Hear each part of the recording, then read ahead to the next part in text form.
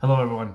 I wanted to do a quick message for somebody on the internet, Teena, Tina, I think, um, as well as just some other people that have asked me recently, and not even that recently too. I've had a lot of great conversations with people that I know um, about leaving the ministry. Lots of Protestants, unfortunately, are leaving the faith. Period. And it's a very, if you love the church, it's a real thing. Okay. Now let me say this: I am not a mouthpiece for the Orthodox Church, and I am not a mouthpiece for the charismatic church that I'm out of, the Vineyard Church. I love them both, but I can speak to only my own experience, and this is kind of a. There's so many different ways you can slice this biblically, right? But more from a bird's eye view looking down as somebody who worked in a church for a long time, volunteered in a church, worked in a church, and also lived overseas as a missionary, receiving funds. Partly, I partly worked and partly received donations from very generous people to move my. Once when I was single, and then when I was married, I moved back to Japan as a missionary with my now ex-wife. So I want to talk about why I got away from ministry, and in this particular instance, street evangelism. Okay, as a charismatic young person, street evangelist. A lot has changed since then, and let me just say, like I say a lot in a lot of these videos, um, may God have mercy on us sinners. May God have mercy on us sinners. That's my prayer. That's my hope. May the Lord have mercy on us all. Um, I worked at a church, and the church actually put me through their Bible school. And I worked primarily with young people. I was a younger person then. I was in my early and mid 20s, and I worked with high schoolers. And it was an absolute joy. And I still talk to some of those people. And then also in my area downtown, I would go downtown on the weekends and do street evangelism. And then I'd also done street evangelism trips to places like New Orleans, San Francisco, I think twice. So other cities within the U.S., but then also other places as well. And Japan being the kind of my missionary hub that I was out of. It's my second home. I love it there. Part of my heart is still there in Japan. But I will say this: having experienced a real burnout in ministry, and perhaps my view of Protestantism might be slightly different than other people's, because um, at a young age I was asked to come in to the church and work at this church. And so rather than being like a Sunday church goer and maybe going like to a Bible study once a week, something like that, most of my experience of Christendom really was in a position of leadership in some way, shape, or form. And I have thoughts about that maybe I'll do another video on. Perhaps I shouldn't have been in that role, and I can explain why some other time. But um, having been a Protestant that started working at a church very young, so I was always sitting down every week, coming up with a message for every week, and then leading Bible studies or part of helping with Bible studies, and then also like being on little short-term teams, like in the summer, taking teenagers down to Mexico to help build an orphanage or something like that. I was always kind of in the planning stages of it, and not a church goer, if that makes sense, right? So perhaps I see things a little bit differently than other people in regards to how to walk out of your belief in your faith. And having been a part of these type of churches that are highly evangelistic to the point of exhaustion, let's say, to the point of exhaustion. And so myself, I'm an extreme extrovert, sometimes to my detriment, because I always want to be talking to people, having conversations, it gives me fuel. I love it, right? Um, but I think that for many Protestant that are like seeker churches, they're seeking the lost to come in all the time. It is an exhaustive pursuit of reaching the lost. Street evangelism is the same way. And so after almost 13 years, really, I mean, that was my whole young life, like young adult life, about 13 years, I had other jobs in there as well while I was doing evangelism work. Um, what like Paul would call like a tent maker, where you have your job that you do for finances, and then you have your other job as well. And I was always very blessed by the church, though. They were always very generous to me and very helpful. I had a real falling out on the mission field in Japan, and hit a real. I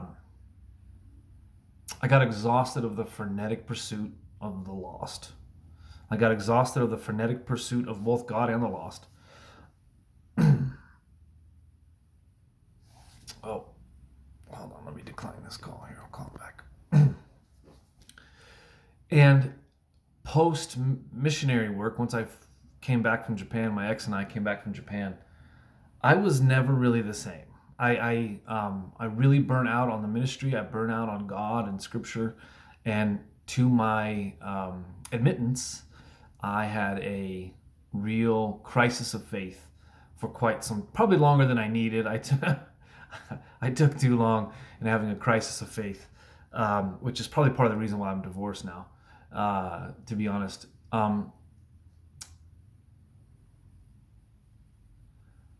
Many of the people that raised me in the church and were very encouraging to me, I still love these people. And recently I was able to come to terms with them, forgive them, sit down with them and have a talk with them. Especially the last couple people that I needed to post, fall out of faith and things like this. And much of the people that I used to work alongside of in a smaller church, they're all mega church pastors now. And I kind of joke that, like, I should have stayed in the ministry. I would probably be pastoring like a mega church somewhere and be doing just fine. Bought a house and all this, which is good for them. I'm very proud of them. They're good people and I love them very much. But this is something that's stuck with me. Is we were having a church meeting. We would have these get-togethers, and different pastors from different areas from our denomination would get together and talk about church growth and how do we reach the lost and church planting and all these things. And I loved it. But one of the things that they talked about is they bought this building that was an old shopping center, and and I remember this. They said, we're not putting any crosses out on this church. It looks like a shopping center, like a shopping mall, and we want it to be that way because we want people to be invited in. We want it to feel invitational for people. So we have no religious symbols or anything. And they don't. I mean, I was there not too long ago, and they don't. It's a pretty normal, though. It's a pretty normal occurrence, for kind of non-denominational, charismatic kind of Protestant churches. That's pretty normal these days, I think. And this is the way I was raised in Christendom. We're going to do you don't mean to do it, but like a bait and switch. We're going to have a bait and switch, and we're going to do all these great things and try to love on you, which isn't wrong, right? And then people come in, right? Here's where I think Protestantism has lost the plot. And I say this as an individual, I'm not speaking for anybody else. I think that Protestants, okay, let me say this first. Hold on, let me say this first. The reason why I left street evangelism, and I have a good track record of street evangelism, and I have some really good stories of, particularly in Japan, some young people that I had met, some students that I had met, that are now part of the church. They're translating in the church. They're pastors at a church. One particular story, one of the kids that I met on a train he started coming into church and he married one of the young ladies from that church, and they've had a child, and now they are raising the future generation of Christian in Japan. Really beautiful. So it's really great. It's really wonderful. Um,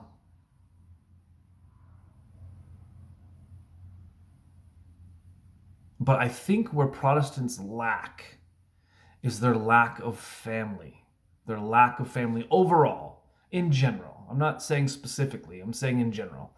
They've really lost the plot on families, I think, because you're in such a frenetic pursuit of winning lost souls, which isn't a bad thing, but there should be a balance.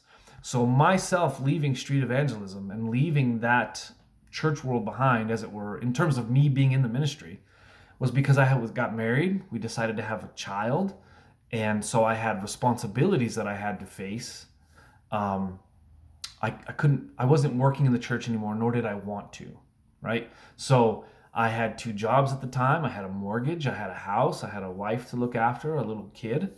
And it forces you, it takes your energy to other places. You have to, and boy, scripture talks about this, but you have other things to do. You have other things to do, right? You have to pay your bills, you have to feed your family, okay? And so that requires other energies and time and hours. There's only so many hours in a day as a dad and as a husband, and you have to mind your priorities. So that's one of the reasons why I left and never went back. That's probably the biggest reason. Went through a divorce. I could do a video on that some other time. That, Lord have mercy. It's just divorce is the gift that keeps on giving. It doesn't really get any better. I didn't want to be divorced, but here I am. So in comes orthodoxy. And the Orthodox worldview, and I've only been there for 2.5 years. I'm not an expert. Everybody's not trying to go out and win the lost in this frenetic pursuit of winning lost people. The way Orthodox, and it seems like Catholics too, spend their time is different. Ministries for clergy, priests,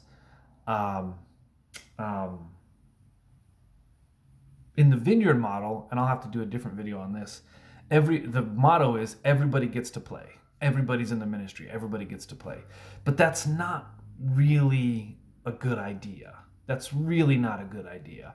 The leaders in the church are few, actually.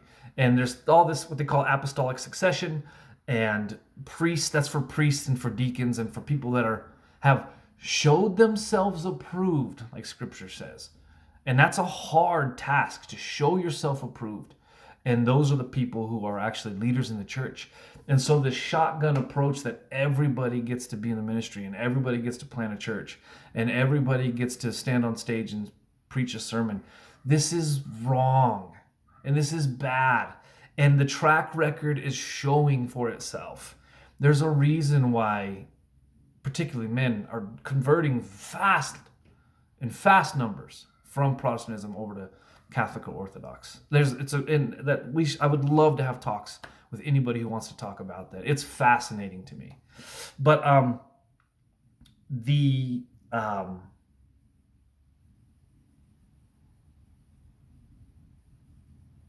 the family has been lost. The plot of the family has been lost in Protestantism. It's almost completely gone, right?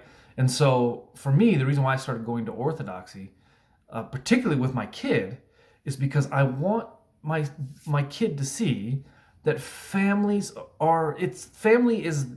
like the thing. It's everybody goes to church and they take their kids with them. And not to say that there's not some divorced people. There are divorced people. I'm one who goes there, okay? But in large, Protestantism has lost the point of the family. Family values is what saves the West, and family values is what saves souls. And so, Catholics, like Orthodox, they tend to just have more kids and raise bigger families to follow the teachings of the church calendar, Lent. We're in Lent time now. the Orthodox go by a completely different calendar than January through December. It's everything hinges around the martyrs and the saints and resurrection, the Easter time. So it's completely different. And so they're not evangelizing out in the streets necessarily, or coming up with all these fancy ways of bait and switching people into following Jesus and coming to the Lord. That's done, that's gone, it's cooked, right? What the church needs and what the world needs is families in community. We are more fractured and splintered now as a society than we ever have been. It's wild. And so it's very, very refreshing to walk into the doors of an Orthodox church where they have traditional values.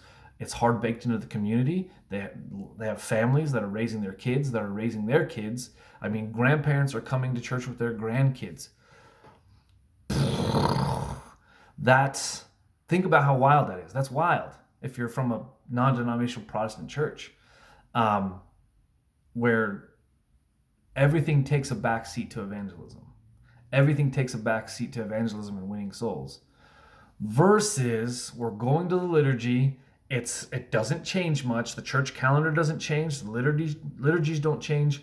We're showing up strong with our families, with our family values, and we're coming into the church with our families and our family values, and we're worshiping the Lord together as a family, immediate and extended, and the church family. It's the same every week. It doesn't change. Versus what program, what thing do we need to do? We need to be so loving and inviting and accepting of everything and everybody. I don't claim to know how it works. I don't claim to know how this should work. But having been in the Orthodox Church now, I'm not baptized Orthodox, but I will be. Versus the running over church doctrine roughshod to win the lost, to a splintered and fractured view of what church should be. I've done both now, and I know that, God willing, I won't go back. Does that answer any questions? If you want to have a talk, anybody wants to have a talk about this, I'm not an expert, but I do love the church. Let's talk.